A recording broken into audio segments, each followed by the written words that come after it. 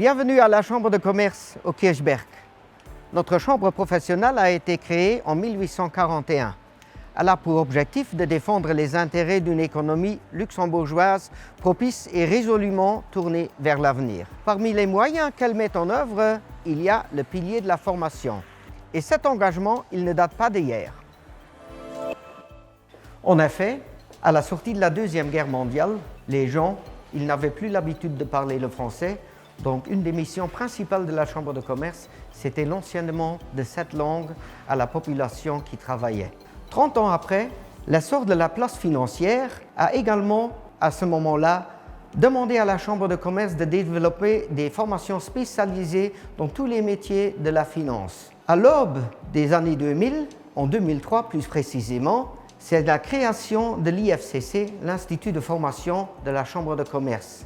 En 2009, 6 ans après, on a donné un vrai nom à cet institut en l'appelant LSC avec un cachet pour tout ce qui est formation certifiante et diplômante. C'est en 2015 qu'ensemble avec l'ABBL, on a créé la House of Training qui aujourd'hui encore représente le fleuron de la Chambre de commerce en matière de formation.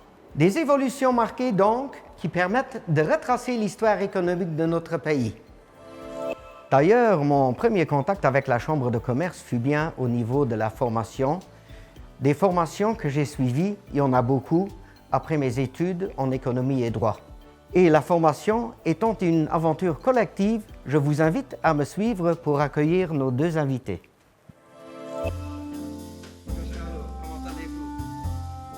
J'évoquais tout à l'heure comment effectivement le besoin de formation dans les entreprises est né. Quel est le positionnement aujourd'hui, Carlo, de la Chambre de commerce par rapport à ces besoins? Je pense que la Chambre de commerce va le faire aussi comme elle l'a déjà fait dans le passé, c'est-à-dire rester force de proposition, fédératrice et aussi facilitateur. Je crois que la formation, c'est un vecteur clé de la compétitivité et aussi de l'attractivité de notre économie, mais aussi un facteur élémentaire pour la rentabilité et la productivité des entreprises. Et toi, Muriel?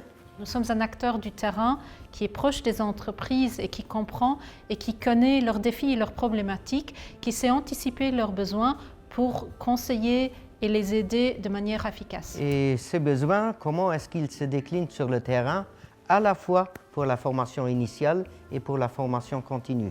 Cet engagement s'illustre dès l'enseignement fondamental. Auprès des plus jeunes, nous nous engageons pour un apprentissage valorisé qui donne un accès rapide et durable au marché de l'emploi, pour une orientation qui tient compte des innombrables opportunités qu'offrent nos différents secteurs et pour une formation professionnelle continue, certifiante et diplômante qui tient compte des exigences du marché. La House of Training dispose d'un réseau de plus de 50 partenaires, ce sont les associations professionnelles et les fédérations, et d'un réseau de plus de 800 formateurs, ce sont des experts issus du terrain. Elle propose donc une offre de formation multisectorielle de plus de 1400 cours dans 21 domaines différents.